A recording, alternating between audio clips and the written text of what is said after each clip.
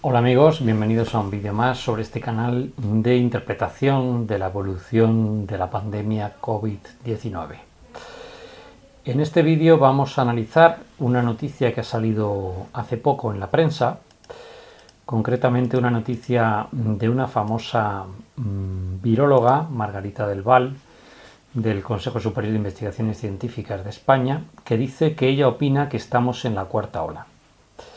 Bien, me fui a los datos de Internet del COVID-19 y realicé una serie de cálculos porque me acordé en ese momento de una metodología que yo ya había visto años atrás, adaptada a la estimación de cuántas clases de edad aparecen en las cohortes de animales poiquilotermos. Me acordé de esta técnica estadística que es el análisis de frecuencias polimodales, que básicamente lo que hace es descomponer un proceso en una serie de curvas que forman dicho proceso.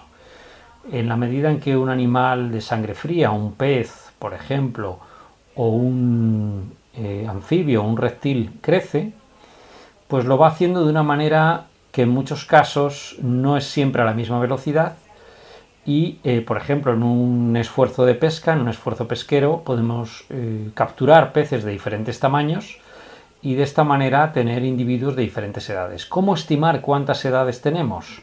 Bueno, pues ahí surge esta metodología que básicamente, como digo, descompone una señal compleja en una serie de ondas subyacentes. La diferencia con otras metodologías como el análisis de ondas o el análisis de Fourier es que nos da una representación de dicha onda. No solo nos dice qué frecuencias hay, sino también cuáles son las clases de ondas que tenemos.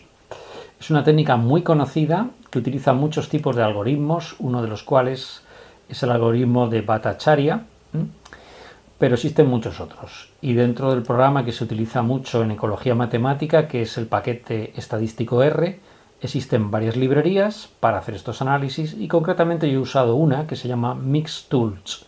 En la página de R Bloggers describe perfectamente cómo utilizar esta metodología, que básicamente, como veis ahí, descompone una señal, un histograma, en una serie de estructuras subyacentes que nos dicen cuántas ondas o cuántas curvas tenemos subyacentes a ese proceso dado.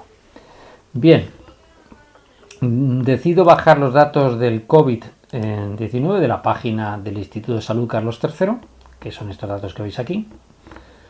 Con el programa R los paso a datos nacionales y solo he analizado los casos totales. Al aplicar la metodología del análisis de frecuencias polimodales, me encuentro con que existen varios componentes de frecuencias. El componente 1, que veis aquí, nos estaría separando, vamos a apartar un poquito las otras gráficos para que se vea mejor. Y como veis, a ver, apartemos estos para aquí abajo, vale. Como veis aquí, el gráfico 1, este es en azul, se ve todo el proceso de la pandemia en España y efectivamente en un simple análisis visual pues nos damos cuenta que aparentemente hay 4 picos. Un pico aquí que tenemos en el principio en torno al 13 de marzo, 14 de marzo, otro pico en torno al 3 de septiembre, nos aparece otro a finales de octubre y en el que estamos ahora prácticamente, que bueno, pues sería en torno al 13 de enero, 19 de enero. Aparentemente hay 4 picos, pero yo quería analizar qué componentes hay en este proceso. Vemos que la componente 1 es el estado previo. Y esto es muy importante, porque el estado previo a la infectación, a las primeras apariciones de enfermedades, nos marcaría, según el análisis matemático, por supuesto, en qué momento todavía no habíamos empezado la pandemia. Podríamos decir que el 18 de febrero, pues todavía hasta el 18 de febrero no empezamos. O sea que el análisis matemático nos dice que aunque hubiera 0 casos o muy pocos casos, realmente el proceso no había empezado todavía a nivel matemático, ¿no? Subyacente. Esto en cuanto a la componente 1. Vamos a analizar las componentes de este proceso subyacente. Vamos a la componente 2, que la tenemos aquí. En la componente 2, en rosa, la tenemos aquí, podemos observar cómo la componente 2 del proceso nos separa ya el inicio de la pandemia y lo equipara matemáticamente. La dinámica de ese proceso de infectación es muy parecida al intervalo del confinamiento, es decir, la situación que había al inicio de la pandemia se parece un poco al intervalo de confinamiento. Esto conceptualmente es importante, es decir, durante el confinamiento estábamos en situaciones similares o previas a la infectación. Vamos con la componente 3, que la tenemos aquí, en un color verde. La señal azul es el proceso de pandemia. La componente verde nos separa precisamente 3 zonas.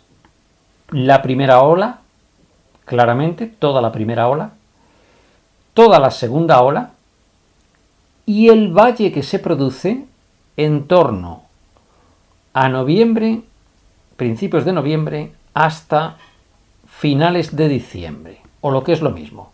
La cosa empieza a cambiar a partir del 31 de diciembre, las Navidades.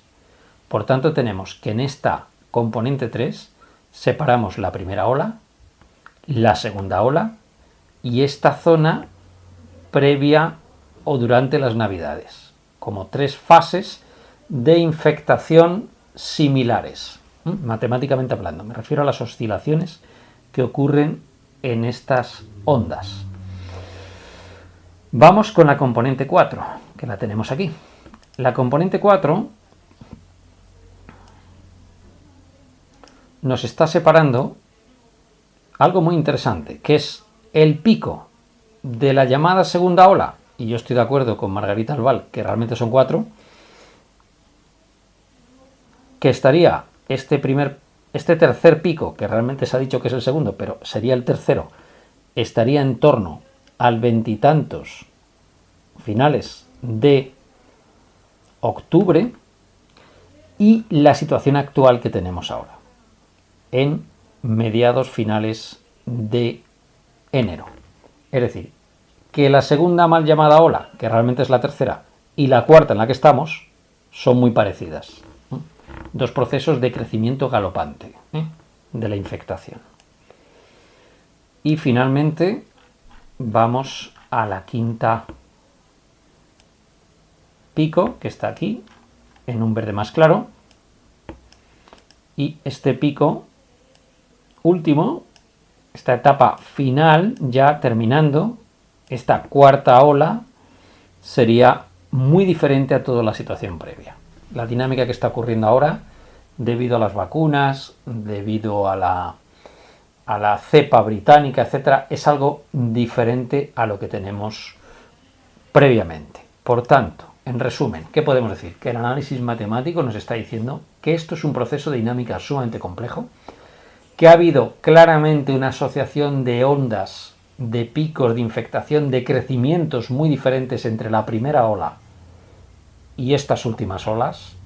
No solamente lo estamos viendo a nivel de infectación, sino de rapidez de evolución del proceso, y que esta metodología matemática que se viene utilizando desde hace muchas décadas es perfectamente factible para analizar estos procesos. Y ahora a mí me surge la duda que me está surgiendo siempre. Si yo, sin dedicarle demasiado tiempo y bajándome los datos de internet, puedo hacer estas interpretaciones, ¿por qué esta gente sigue diciendo que no sabe cuándo llega el pico, que no sabe si es la segunda ola, que no sabe si es la tercera ola?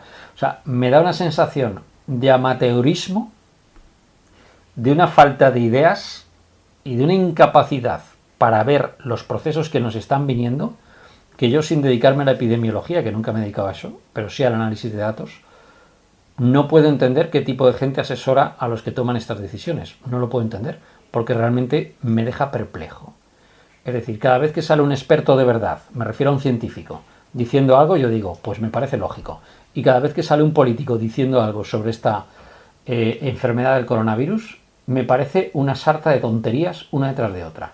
Entonces, señores, ¿por qué no dejan ustedes ya de meter la pata y dejan que los científicos se encarguen de estos definitivamente? porque desde luego ustedes lo están haciendo fatal. Nada más. Un saludo y hasta otra.